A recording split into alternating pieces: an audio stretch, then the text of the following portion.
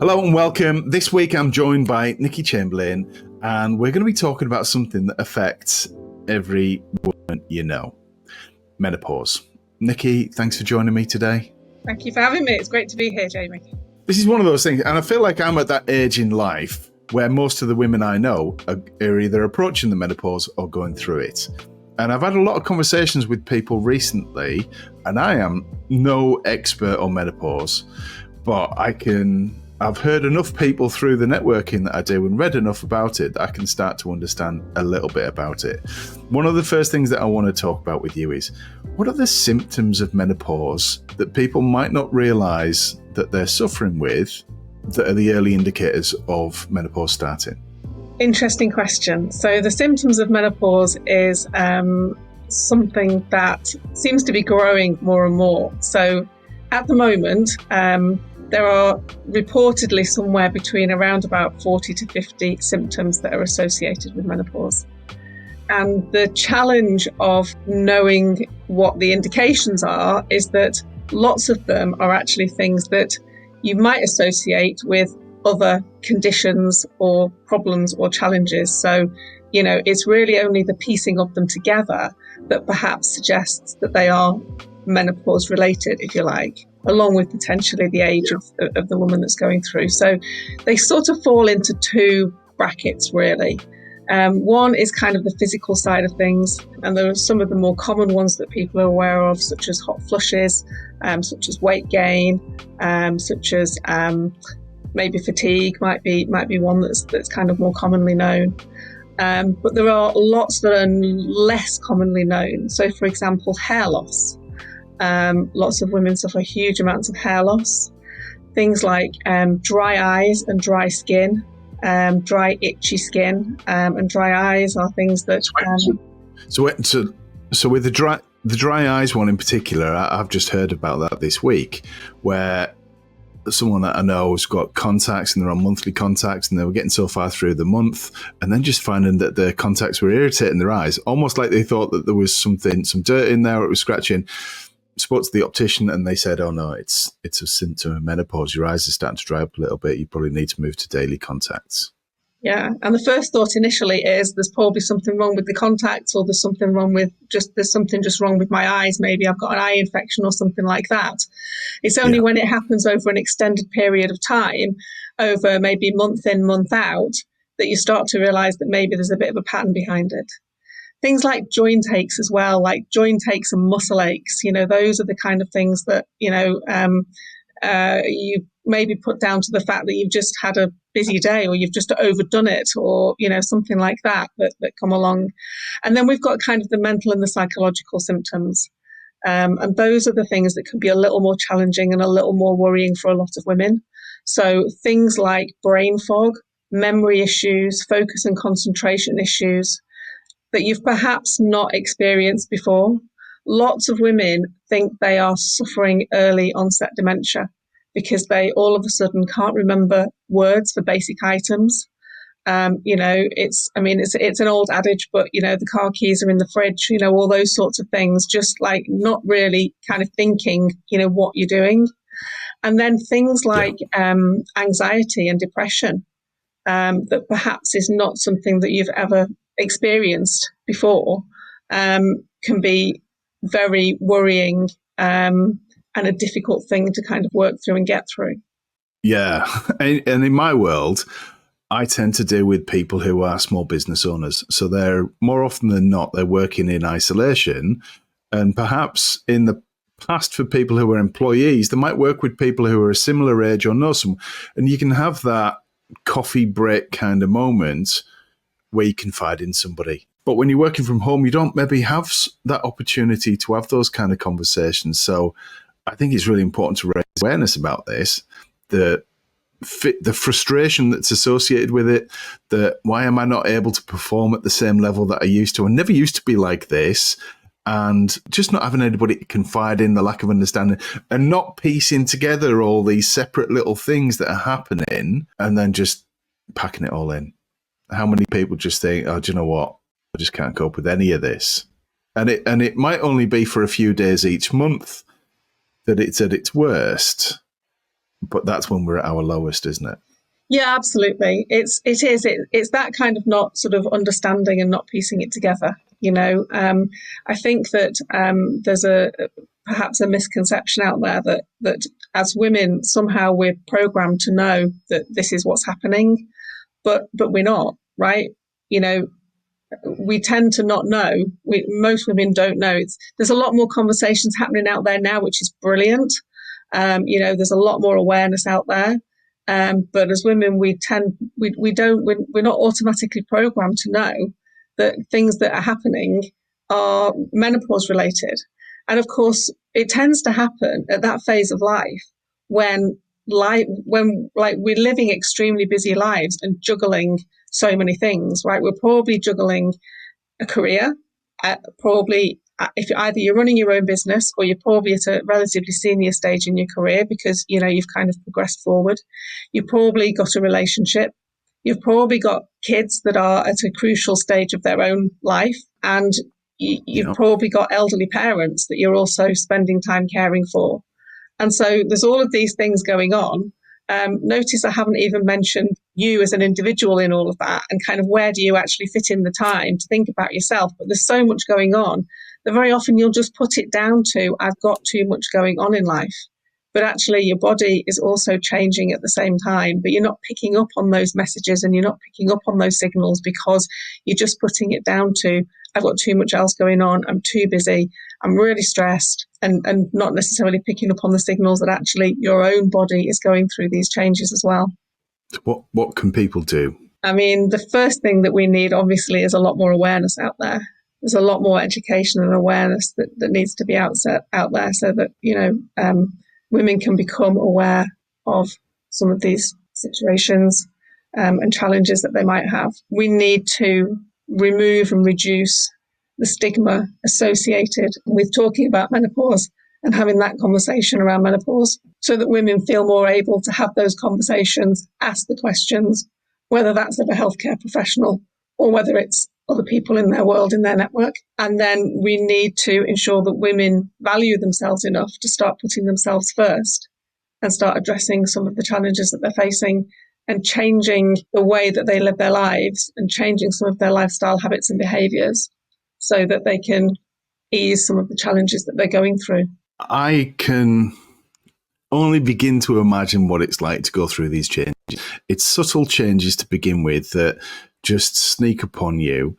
And, I get brain fog and I find it frustrating when I just can't find the right words for what I'm looking for or remember the name of a person. But that with potentially 40 other symptoms going on must feel really overwhelming.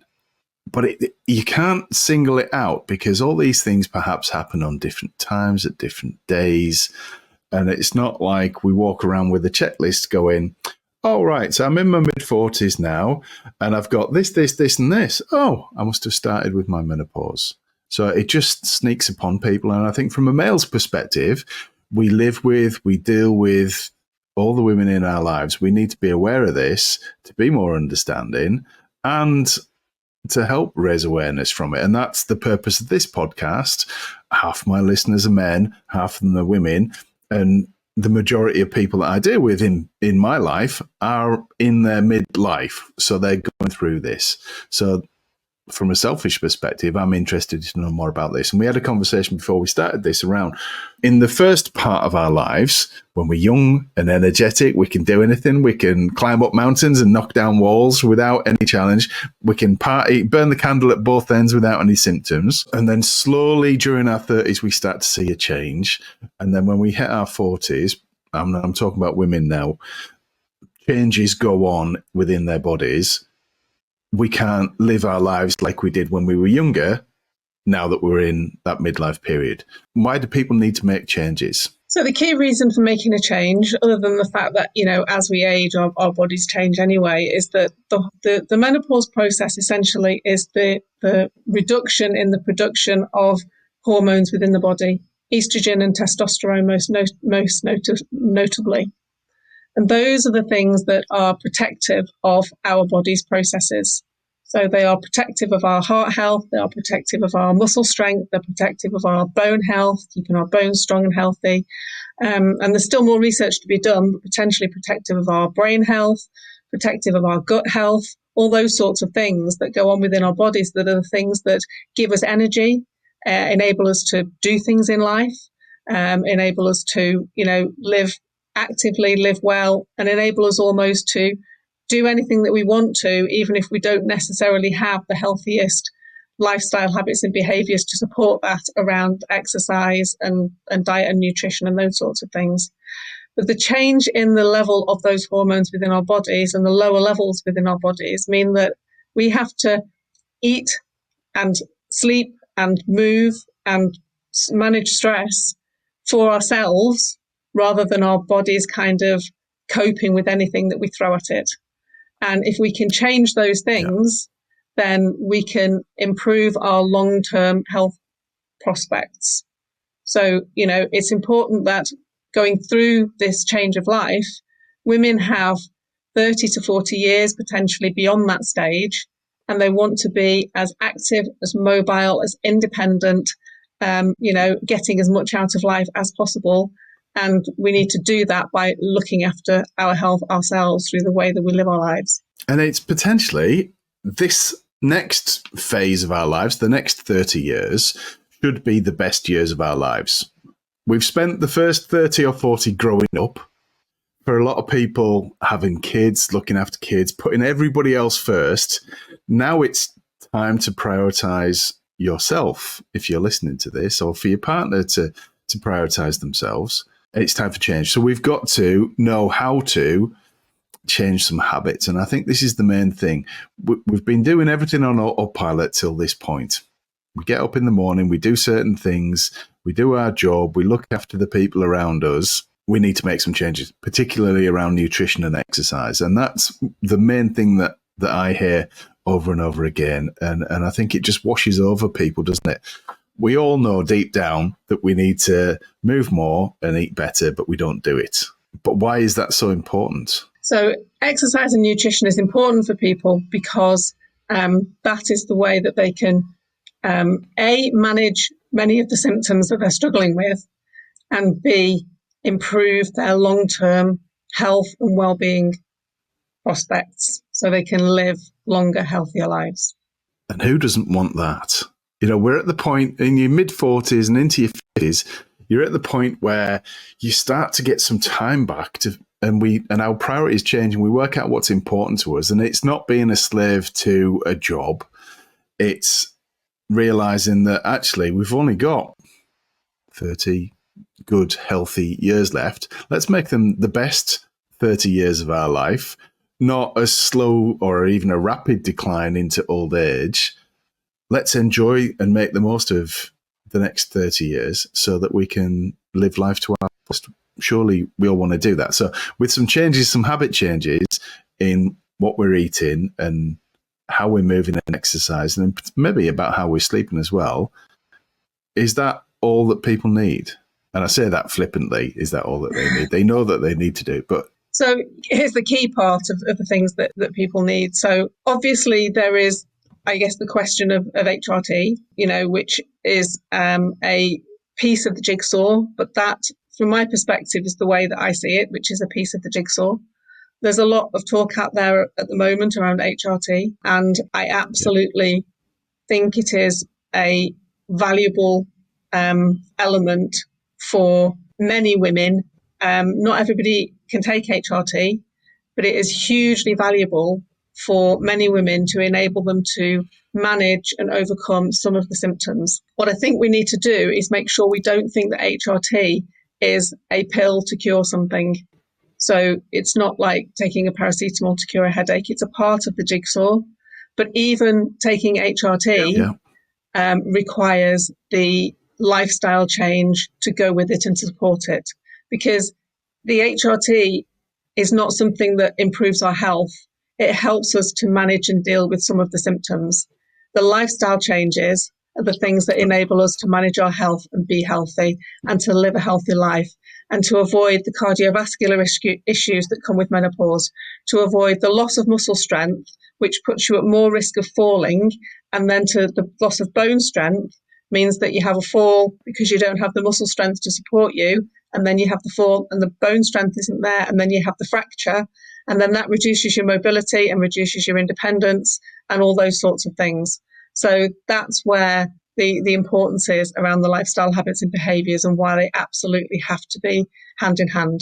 So I wanted to record this to raise awareness around menopause, because there are so many people in our worlds that are going through this, but we all need to know, particularly the men listening to this, we need to be aware of it, to be understanding, and to support the women in our lives that are going through this.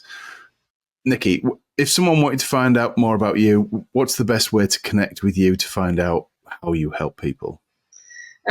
Two options. I'm on LinkedIn, so you can look me up on LinkedIn, connect with me on there, and send me a direct message on there. Alternatively, if anybody wants to send me an email directly, then it's Nikki Chamberlain at live.co.uk. And that's Nikki spelled Nikki.